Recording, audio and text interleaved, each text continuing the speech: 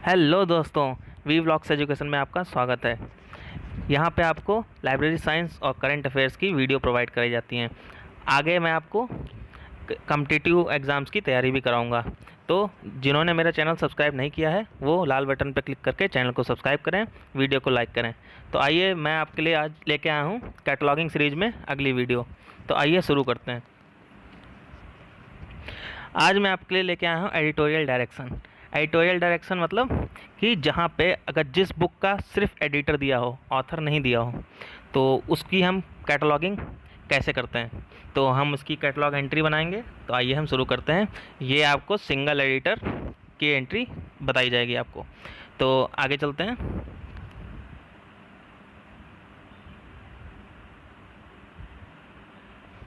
ये देखिए, ये आपके सामने एग्जांपल होगा एडिटोरियल डायरेक्शन का। तो सबसे पहले एडिटोरियल डायरेक्शन को समझ लेते हैं कि होता क्या है। कि मान लीजिए कि कोई बुक है जिसके, वैसे आपने देखा होगा कि हर बुक के ऑथर होते हैं, एडिटर होते हैं, तो सारे कोलैबोरेटर मिला के सब कुछ, काफ़ी कुछ इन्फॉर्मेशन आपको बुक की दी हुई होती है। मगर यहाँ पे कभी कभी होता है कि आपको ऑथर ना देते हुए सिर्फ एडिटर दिया होता है, कि बुक का सिर्फ एडिटर है या बुक वो एडिटेड है सिर्फ, तो उसका ऑथर नहीं दिया गया है। तो आपको उसकी कैटलॉग एंट्री कैसे बनानी है, तो आइए मैं आपको आज यही बताऊंगा। तो इसका हम एग्जांपल देखते हैं। ये देखिए, आपको एग्जांपल दिख रहा होगा। ये एग्जांपल है हमारा आर्टिफिशियल इंटेलिजेंस। ये बुक का टाइटल है आर्टिफिशियल इंटेलिजेंस। तो इसको ध्यान रखिएगा टाइटल को। और ये यहाँ पर नीचे दिया होगा the case against. The case against ये क्या है? ये बुक का सब टाइटल है। तो सब टाइटल को कैसे जोड़ते हैं वो मैं आपको जब कैटलॉग एंट्री बनाएंगे तब हम उसको देखेंगे कि कैटलॉग एंट्री में सब टाइटल को कैसे जोड़ते हैं। और यहाँ पे देखिए दिया है एडिटेड बाई। एडिटेड बाई किसका नाम है? रेनर बॉर्न। रेनर बॉर्न ने इसको एडिट किया है, यानी रेनर बॉर्न इसके एडिटर हैं। तो आगे ध्यान दीजिएगा। तो देखते हैं कि ये क्रूम हेल्म, ये क्या है? ये इसके पब्लिशर है। इस बुक को पब्लिश्ड इस कंपनी ने किया है, ये इसका पब्लिशर कंपनी है।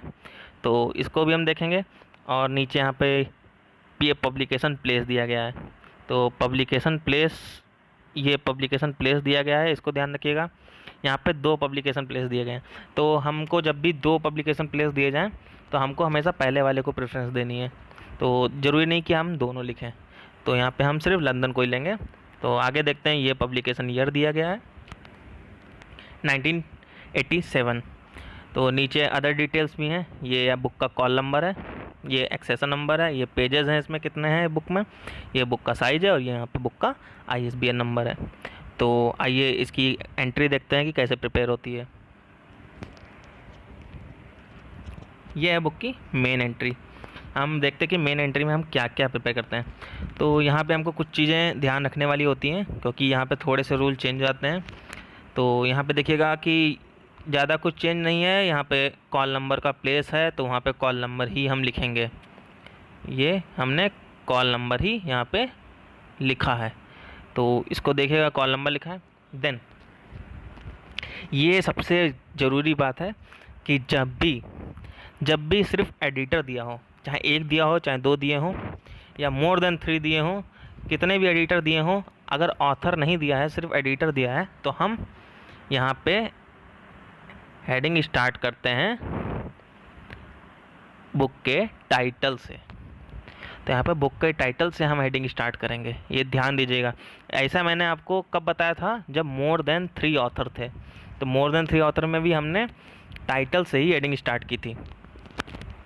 तो हम टाइटल से हेडिंग स्टार्ट वहाँ भी करते हैं, और जब बुक का एडिटर सिर्फ दिया हो तब भी हम टाइटल से हेडिंग स्टार्ट करते हैं। तो ये चीज़ ध्यान रखिएगा। मैं आपको रिपीट कर रहा हूँ दोबारा, तो इसको ध्यान से सुनिएगा और इसको भूलिएगा नहीं कि जब भी अगर एडिटर दिया हो, या सिर्फ एडिटर दिया हो, या मोर देन 3 ऑथर दिए हों, तो हम हेडिंग स्टार्ट करेंगे बुक के टाइटल से। ठीक है, ये ध्यान रखिएगा। उसके बाद बुक का हमने टाइटल लिखा आर्टिफिशियल इंटेलिजेंस। देन उसके बाद हमने देखिए कोलन लगाया। कोलन किस लिए लगाया? क्योंकि हमको बुक का सबटाइटल भी ऐड करना था। इसमें हमको सबटाइटल भी दिया गया है, तो हम बुक का सबटाइटल भी ऐड करेंगे। तो उसके लिए कोलन से हम बुक का सबटाइटल ऐड करेंगे। देन यहाँ पे स्लैश लगाना पड़ेगा क्योंकि यहाँ पे और कोई ऑप्शन नहीं है, यहाँ पे स्लैश ही लगेगा। यहाँ पे स्लैश लगाने के बाद हम लिखेंगे एडिटेड बाई, क्योंकि हमको यहाँ पे एडिटर दिया गया है, तो हम एडिटेड बाई लिखेंगे। तो उसके बाद यहाँ पे एडिटेड बाई के बाद अब आपको एक चीज़ और ध्यान रखनी होगी, यहाँ पे देखिएगा कि जो एडिटेड बाई के बाद मैंने जो नीचे लाइन शुरू की है, ये मैंने यहाँ से शुरू की है। वैसे होता था कि हम लोग यहाँ से स्टार्ट, यहाँ से अगली लाइन आ जाती थी, पर यहाँ पे वो सिस्टम नहीं है। यहाँ पर आपको यहाँ थर्ड इमेजिनरी इंडेंशन से ही स्टार्ट करना होगा। तो एडिटेड बाई के बाद रेगनर बॉन्ड, उसके बाद डॉट, उसके बाद डैश, डॉट और डैश के बाद हम पब्लिकेशन प्लेस लिखेंगे। हालांकि डॉट डैश हमें एडिशन में भी लगाना होता है जब हम एडिशन लिखते हैं, पर यहाँ पे एडिशन तो नहीं दिया गया है, तो हम यहाँ पे डॉट डैश पब्लिकेशन प्लेस लिखेंगे। देन हमको क्या लिखना है, कोलन। और जब भी यहाँ पे प्लेस ऑफ पब्लिकेशन के बाद, अगर प्लेस ऑफ पब्लिकेशन के बाद कोलन आपको दिखे तो समझ जाइएगा उसके बाद आपको पब्लिशर का नेम लिखना है। तो पब्लिशर नेम आप लिखेंगे क्रूम हेल्म, क्रूम हेल्म लिखेंगे। उसके बाद कॉमा लगाएंगे, कॉमा है ईयर के पहले या कॉपीराइट ईयर के पहले कॉमा लगता है, और उसके बाद यहाँ पे ईयर लिखेंगे, देन फुल स्टॉप। यहाँ पे इंफॉर्मेशन फिनिश हो गई है। तो अब आगे चलते हैं। आगे देखिए यहाँ पे हमने पेजिनेशन लिखा है कि बुक में कितने पेजेस हैं, और ये सब स्टार्ट होगा थर्ड इमेजिनरी इंडेंशन से ही, हमको यहाँ पे यहीं से स्टार्ट करना है। तो इस चीज़ का भी ध्यान रखते हुए आगे चलते हैं। हमने पेजिनेशन लिखे हैं कि ये पेजेस हैं, और उसके बाद कॉमा लिखा है, उसके बाद टोटल पेजेस की संख्या लिखी है। देन उसके बाद हम पी के बाद पी लिख देंगे, पी का मतलब है पेजेस को डिनोट करता है। देन उसके बाद डॉट लगाएंगे, उसके बाद सेमी कोलन। सेमी कोलन किस लिए लगता है कि सेमी कोलन के बाद हम बुक के साइज़ को लिखते हैं, तो बुक के साइज़ को हम लिखने से पहले हम सेमी कोलन लगाएंगे, उसके बाद बुक के साइज़ को लिखेंगे। तो इसका बुक का साइज़ है 23 सेंटीमीटर। तो उसके बाद हम फुल स्टॉप, यानी यहाँ पे ये इन्फॉर्मेशन भी ख़त्म हो गई है। देन उसके बाद हम लिखेंगे ISBN नंबर। तो ISBN नंबर लिखने के बाद हमको क्या करना होगा, उसके लिए कुछ नहीं करना होगा, हम उसको भी थर्ड इमेजिनरी इंडेंशन से स्टार्ट करेंगे और ISBN लिख के उसका पूरा नंबर यहाँ पे नोट कर देंगे। तो ये इन्फॉर्मेशन हो गई हमारी। अब हम जाएंगे ट्रेसिंग सेक्शन पे। तो ट्रेसिंग सेक्शन में हम क्या लिखते हैं, ट्रेसिंग सेक्शन में हम लिखते हैं कि हम जितनी एंट्री इस कैटलॉग की जितनी एंट्री प्रिपेयर करेंगे, तो उनको हम यहाँ पे लिखेंगे कि हमने कौन कौन सी एंट्री प्रिपेयर की हैं। तो यहाँ से हमको सारी इन्फॉर्मेशन मिल जाएगी कि हमने कौन सी एंट्री इसकी प्रिपेयर की है या कौन कौन सी एंट्री इसकी प्रिपेयर होंगी। तो जैसा कि मैंने आपको बताया था कि एक सीक्वेंस चलता है कि सबसे पहले हम सब्जेक्ट एडेड एंट्री लिखते हैं। जो एडेड एंट्री हैं उसमें सबसे पहले हम सब्जेक्ट एडेड एंट्री लिखते हैं, तो इसको ध्यान रखिएगा। सब्जेक्ट एडेड एंट्री आती है, उसके बाद जो जॉइंट ऑथर होते हैं, एडिटर होते हैं, कोलैबोरेटर होते हैं, उनकी एंट्री आती है। तो यहाँ पे अभी हमने देखिए, ये देखिए एडिटर यहाँ पे दिया गया था, तो एडिटर की एंट्री लिखी है, क्योंकि हमने यहाँ पे अगर यहाँ पे स्टार्ट हमने टाइटल से किया है तो हम यहाँ एडिटर की एंट्री देंगे, क्योंकि हमें एडिटर भी इस बुक का देना है, बताना है कि हमें यूज़र को कि इस बुक का एडिटर भी है, तो उस एडिटर की भी एक एंट्री बनाएंगे। तो यहाँ पे हम टाइटल की एंट्री नहीं बनाएंगे, क्योंकि हमने बताया था कि टाइटल की भी एंट्री बनती है। तो यहाँ पे हम टाइटल की एंट्री क्यों नहीं बनाएंगे, क्योंकि हमने यहाँ पे हेडिंग ही टाइटल से बनाई है, तो हमको टाइटल एंट्री बनाने की कोई ज़रूरत ही नहीं है यहाँ पे। तो इसको ध्यान रखिएगा। तो यहाँ पे हम सिर्फ 2 एंट्री बनेंगी। तो अगर सीक्वेंस आपको याद करना है तो मेरी पिछली वीडियो में है, मैं उसका लिंक दे दूँगा अपनी पिछली वीडियोज़ का, तो आप उस पर जाके सीक्वेंस पता कर लीजिएगा कि उसी सीक्वेंस में एडेड एंट्री बनती हैं।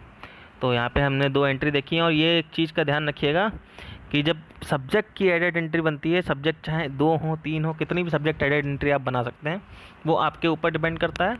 तो यहाँ पे वो आप ये इंटीजर्स में लिखेंगे, जैसे 1 लिखा है, अगर दूसरा सब्जेक्ट लिखेंगे तो आप 2 लिखेंगे, तीसरा सब्जेक्ट लिखेंगे तो आप 3 लिखेंगे, मगर सिर्फ सब्जेक्ट एडेड एंट्री में ही ये यहाँ पे ट्रेसिंग में ये नंबर्स यूज होते हैं।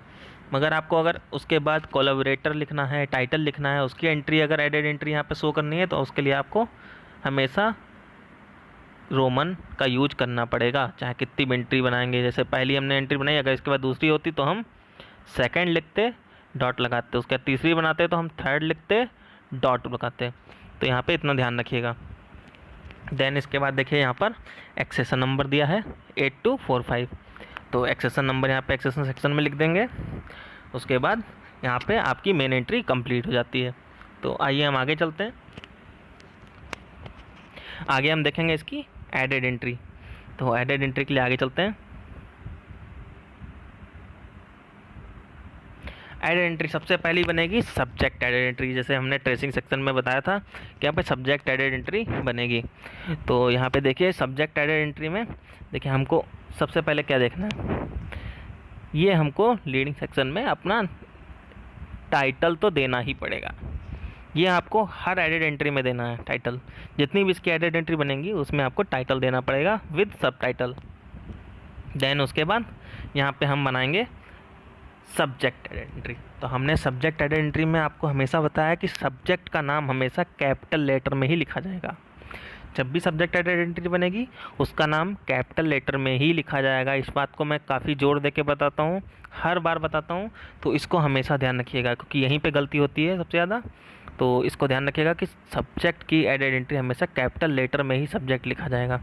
और हमने फिर एक बार फिर पहले बताया था कि जब यहाँ पे सब्जेक्ट कंप्लीट यहाँ तक हो जाए तो उसके बाद हम यहाँ से स्टार्ट करते हैं।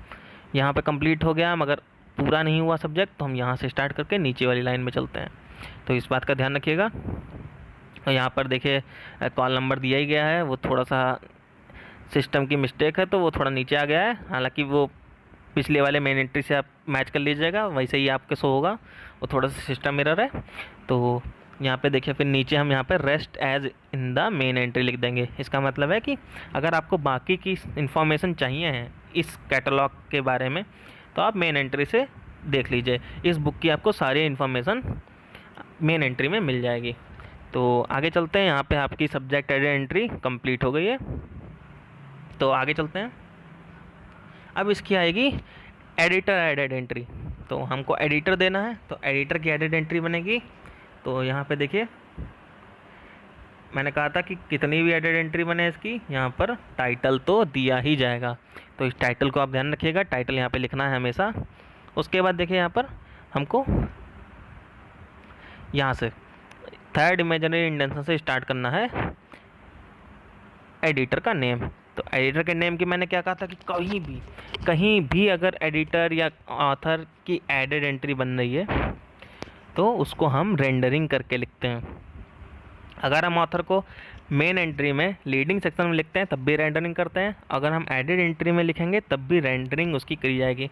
रेंडरिंग का मतलब मैं फिर से आपको बताता हूँ कि सरनेम को पहले कर देते हैं, फोर नेम को बाद में कर देते हैं। तो यहाँ पे एडिटर का नाम था रेनर बॉर्न, तो हमने यहाँ पे उसकी रेंडरिंग कर दी तो उसका नाम हो गया बॉर्न रेनर। हमने ऐसे लिख दिया तो यहाँ पर शो हो गया, क्योंकि हम सरनेम को हमेशा पहले रखते हैं रेंडरिंग में। तो यहाँ पे ध्यान रखिएगा सरनेम के बाद कॉमा आएगा, उसके बाद फोर नेम लगेगा, तो इतना ध्यान रखिएगा। उसके जस्ट बाद फिर कॉमा आएगा, उसके बाद हम ईडी लिख के डॉट लगा देंगे। तो इस ईडी का मतलब क्या है, ईडी का मतलब है कि ये एडिटर है, ये बुक के एडिटर हैं, तो ये ध्यान रखिएगा। हालांकि आप अगर ऊपर एडिटर एडेड एंट्री लिखते हैं तो यहाँ पे वैसे भी यही मतलब होता है कि यहाँ पे एडिटर की ही एंट्री है, फिर भी यहाँ पे आप अगर ईडी लिख दें तो ज़्यादा क्लियर हो जाएगा। देन उसके बाद यहाँ पे भी rest as in the main entry लिख के ये एंट्री को हम पूरी कर देंगे। इसका मतलब है कि यहाँ की जितनी इस बुक की एंट्रीज़ हैं या बुक की जितनी इन्फॉर्मेशन है आप मेन एंट्री से जाकर देख सकते हैं।